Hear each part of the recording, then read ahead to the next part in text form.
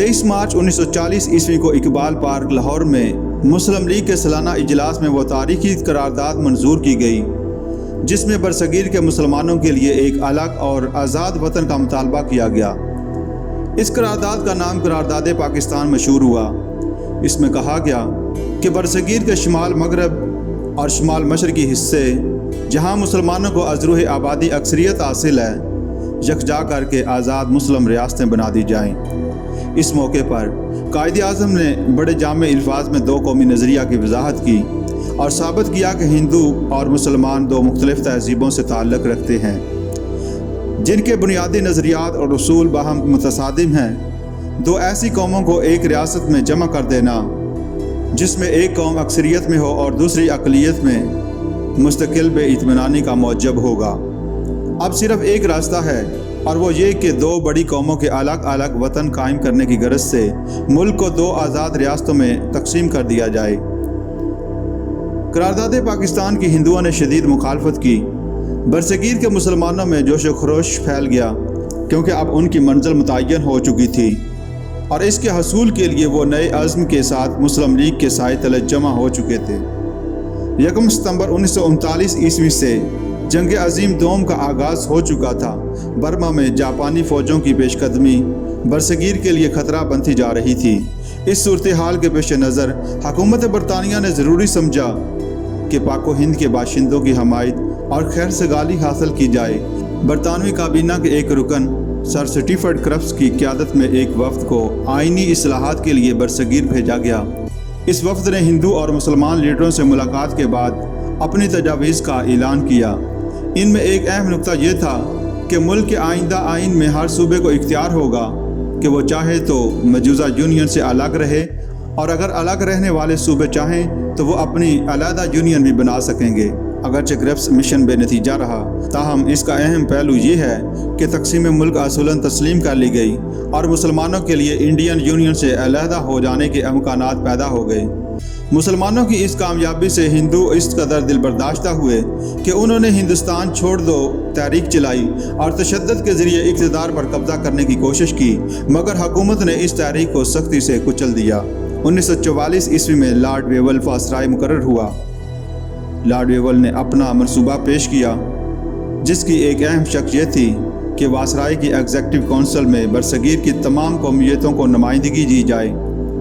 اس منصوبے پر گفت و شنید کے لیے کانگریس اور مسلم لیگ کے لیڈروں کو شملہ آنے کی دعوت دی۔ اس موقع پر قائد اعظم نے یہ موقف اختیار کیا کہ کونسل کے جملہ مسلمان ارکان کو نامزد کرنے کا حق صرف مسلم لیگ کو ہے، اس لیے کہ مسلم لیگ مسلمانوں کی واحد نمائندہ جماعت تھی۔ وائسرائے اور کانگریس قائد اعظم کا یہ موقف تسلیم کرنے کو تیار نہ تھے، اس لیے یہ منصوبہ بھی ناکام رہا۔ شملہ کانفرنس میں یہ امر تنازع بن گیا کہ مسلم لیگ مسلمانوں کی واحد نمائندہ جماعت ہے یا نہیں۔ اب اس کا فیصلہ رائے عامہ پر چھوڑ دیا گیا اور دسمبر 1945 عیسوی میں ملک میں عام انتخابات کرائے گئے۔ مسلم لیگ نے مرکزی اسمبلی کی تمام مسلم نشستیں جیت لیں۔ اس سے مسلم لیگ کا یہ دعویٰ صحیح ثابت ہو گیا کہ وہ مسلمانوں کی واحد جماعت ہے۔ آخر فروری 1946 عیسوی میں حکومت برطانیہ نے 3 وزراء پر مشتمل ایک مشن برصغیر روانہ کیا۔ اس میں لارڈ پیتھک لارنس، سر سٹیفرڈ کرپس اور A.V. الیگزینڈر شامل تھے۔ اسے کابینہ مشن کا نام دیا جاتا ہے۔ اس مشن نے کانگریسی اور مسلم لیگی رہنماؤں سے طویل ملاقاتوں کے بعد اپنا منصوبہ پیش کیا جسے کابینہ مشن کہا جاتا ہے۔ اس منصوبے میں ایک یونین آف انڈیا کے قیام کی تجویز تھی جس کے تحت امور خارجہ، دفاع اور مواصلات کے شعبے تھے۔ صوبوں کو اختیار دیا گیا تھا کہ وہ مل کر گروپ بنا لیں اور یہ گروپ اپنی الگ انتظامیہ اور مقننہ قائم کر لیں۔ برصغیر کے صوبوں کے 3 گروپس بنا دیے گئے۔ گروپ اے میں ہندو اکثریت کے صوبے مدراس، بمبئی، یوپی، بہار، CP اور اڈیشہ شامل تھے۔ گروپ بی میں مسلم اکثریت کے صوبے پنجاب، سرحد، بلوچستان، سندھ شامل کیے گئے اور گروپ سی میں مسلم اکثریت کے صوبے بنگال اور آسام جمع کر دیے گئے۔ اس مرحلے پر ایسا معلوم ہوتا تھا کہ اس منصوبے پر ہندوؤں اور مسلمانوں میں اتفاق ہو جائے گا، مگر ایسا نہ ہو سکا۔ اس کی وجہ یہ تھی کہ اس میں مسلم لیگ کے لیے ایک واضح آزاد ریاست کا تصور موجود نہ تھا اور کانگریس ایک کمزور وفاق پر مطمئن نہ تھی جس کا صوبوں پر مؤثر کنٹرول نہ ہو۔ کانگریس کے نقطۂ نظر سے ایسی صورت میں ہندوستان میں حکومت کرنا مشکل ہوگا۔ آخر فروری 1947 عیسوی کو لارڈ ویول کی جگہ لارڈ ماؤنٹ بیٹن کو وائسرائے مقرر کیا گیا تاکہ برصغیر کے الجھے ہوئے آئینی مسائل کو نئے انداز میں سلجھایا جا سکے۔ نئے وائسرائے کے کانگریسی لیڈروں سے دیرینہ تعلقات اور اس کے جذبہ خود پرستی سے ہندوؤں نے خوب فائدہ اٹھایا، اس لیے شروع ہی سے ماؤنٹ بیٹن کی طرف سے مسلم دشمنی کا اظہار ہونے لگا۔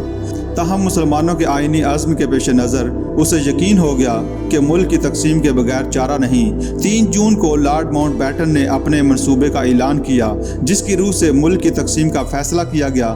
ایک حد بندی کمیشن مقرر کیا گیا جس نے پنجاب اور بنگال کے صوبوں کو ہندو مسلم اکثریت کی بنیاد پر 2 حصوں میں تقسیم کر دیا۔ آخر 13 اور 14 اگست 1947 عیسوی کی درمیانی رات وہ مبارک گھڑی آن پہنچی جب مسلمان قوم کی صبر آزما سیاسی جدوجہد کامیابی سے ہمکنار ہوئی اور دنیا کے نقشے پر عظیم مسلم مملکت پاکستان نمودار ہوئی۔